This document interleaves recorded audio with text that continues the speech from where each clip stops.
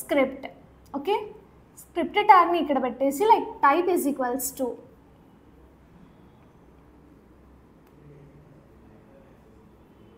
Text Java script అనేసి ఇవ్వాలి.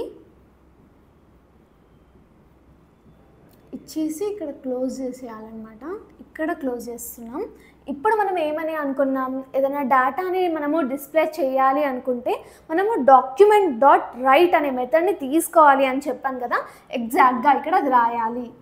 Right అనేసి తీసుకొని ఇప్పుడు పారెంథసిస్ ఇలా ఇచ్చేసి ఇక్కడ డబుల్ కోట్స్ ఆర్ సింగిల్ కోట్స్లో మీరు ఇవ్వాలనుకున్న డేటాని ఇక్కడ ఇచ్చేయచ్చు. సో ఇక్కడ నేను ఏదో ఒకటి లైక్ డేటా మనం ఇష్టమైంది ఇవ్వచ్చు. లైక్ డ్రింక్ మోర్ వాటర్ అని రాస్తున్నాను. ఓకే, డ్రింక్ మోర్ వాటర్ అనేసి రాసేసి క్లోజ్ చేసేసా. రైట్, ఇంకా తర్వాత మనం ఏమి ఇవ్వాలి అనుకున్నాం,